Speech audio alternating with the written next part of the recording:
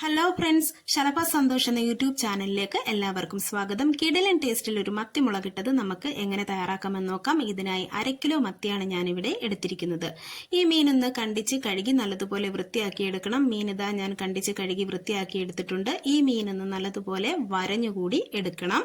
അപ്പം മീനിലേക്ക് ഉപ്പും എരിവും പുളിയും ഒക്കെ നല്ലതുപോലെ പിടിക്കാൻ വേണ്ടിയിട്ടാണ്. ഇതിനായി ആവശ്യമായി വേണ്ടുന്ന സാധനങ്ങൾ: തക്കാളി നീളത്തിന് അരിഞ്ഞത്, പച്ചമുളക് നീളത്തിന് അരിഞ്ഞത്, ഇഞ്ചി വെളുത്തുള്ളി ഞാനിവിടെ ഒന്ന് ചതച്ചെടുക്കുന്നു. ഒരു സവാള ചെറുതായി അരിഞ്ഞു വെച്ചിട്ടുണ്ട്. കൊച്ചുള്ളിയാണ് ഏറ്റവും ബെസ്റ്റ്, ടേസ്റ്റ് കൂടുതൽ. കറിവേപ്പില 2 തണ്ട് എടുത്തിട്ടുണ്ട്. മല്ലിപ്പൊടി, മുളക് പൊടി, കുരുമുളക്, അതുപോലെ തന്നെ കൊടംപുളി ഞാൻ വെള്ളത്തിൽ നേരത്തെ ഇട്ട് വെച്ചിട്ടുണ്ടായിരുന്നു. വെളിച്ചെണ്ണ ആവശ്യമാണ്.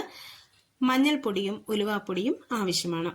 ഇനി ഒരു മിക്സിയുടെ ജാർ എടുക്കുക. അതിലേക്ക് മുളക് പൊടി ഇട്ട് കൊടുക്കുക, മല്ലിപ്പൊടി ഇട്ട് കൊടുക്കുക, എടുത്തു വെച്ചിരിക്കുന്ന കുരുമുളക് ഇട്ട് കൊടുക്കുക. പിന്നീട് അതിലേക്ക് മഞ്ഞൾപ്പൊടിയും ഉലുവാപ്പൊടിയും ഇട്ടുകൊടുത്തതിന് ശേഷം നമ്മൾ എടുത്തു വെച്ചിരിക്കുന്ന നീളത്തിനരിഞ്ഞ തക്കാളി കൂടി ഇട്ടുകൊടുത്ത് നല്ലതുപോലെ പേസ്റ്റാക്കി ഒന്ന് അരച്ചെടുക്കണം. അപ്പം ഇതുപോലെ നല്ലതുപോലെ പേസ്റ്റാക്കി അരച്ചെടുക്കുക. അപ്പം നല്ല അരപ്പ് നല്ല പേസ്റ്റാക്കി കിട്ടിയിട്ടുണ്ട്. അപ്പോൾ ഇതുപോലെ നല്ല വൃത്തിയായി തന്നെ അരഞ്ഞു കിട്ടണം.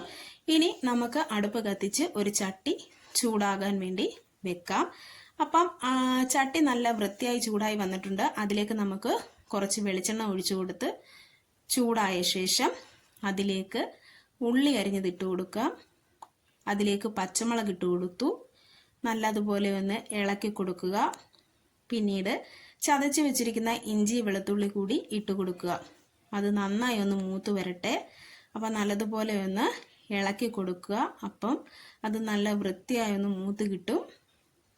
അപ്പോൾ ഒരുപാട് കരിഞ്ഞു പോകാതൊക്കെ നോക്കണം. അതിലേക്ക് നമ്മൾ അരച്ച് വെച്ചിരിക്കുന്ന അരപ്പ് കൂടി ഇട്ടുകൊടുത്ത് നല്ലതുപോലെ ഒന്നുകൂടി ഇളക്കി കൊടുക്കുക. അപ്പം നല്ല അരപ്പൊക്കെ നല്ലതുപോലെ ഇതുപോലൊന്ന് യോജിക്കട്ടെ. പിന്നീട് നമ്മുടെ ജാറ് കഴുകിയ വെള്ളം കൂടി ഇതിലേക്ക് ആവശ്യമാണ്. അപ്പം നമ്മുടെ അരപ്പൊക്കെ ഇതുപോലെ നല്ലതുപോലെ മൂത്ത് കിട്ടിയിട്ടുണ്ട്. അതിലേക്ക് നമ്മുടെ ജാറ് കഴുകിയ വെള്ളം കൂടി ഒഴിച്ചു കൊടുക്കുകയാണ്. ഇത് നല്ലതുപോലെ ഒരു സ്പൂണ് വെച്ച് അരപ്പും വെള്ളവും കൂടെ യോജിപ്പിക്കുക. നല്ല വൃത്തിയായി തന്നെ ഇളക്കി കൊടുക്കണം.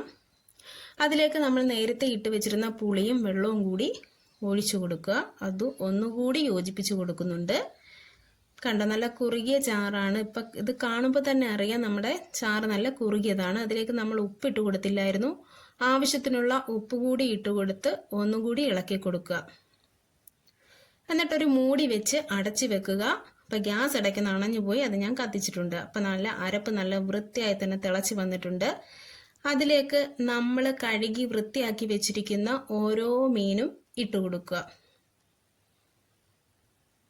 അപ്പം മീനെല്ലാം ഇതുപോലെ ഇട്ട് കൊടുത്തിട്ടുണ്ട്. അതിലേക്ക് 2 തണ്ട് കറിവേപ്പില കൂടി ഇട്ട് കൊടുത്ത് മൂടി വെച്ച് അടച്ചു വെക്കുന്നു. അരപ്പ് നന്നായി ഒന്ന് തിളക്കട്ടെ. ഇടയ്ക്ക് നമ്മളൊന്ന് തുറന്നു നോക്കണം. തുറന്നു നോക്കിയിട്ട് സ്പൂണ് കൊണ്ടൊന്നും ഇളക്കരുത്. ചെറുതായി ഒന്ന് ചുറ്റിച്ചു കൊടുക്കുക. നല്ല കിടിലൻ ടേസ്റ്റിൽ നല്ല മത്തി മുളകിട്ടത് ഇവിടെ തയ്യാറായിട്ടുണ്ട്. വീഡിയോ ഇഷ്ടമായാൽ എല്ലാവരും ഒന്ന് ലൈക്ക് ചെയ്യുകയും ഷെയർ ചെയ്യുകയും സബ്സ്ക്രൈബ് ചെയ്യുകയും വേണം.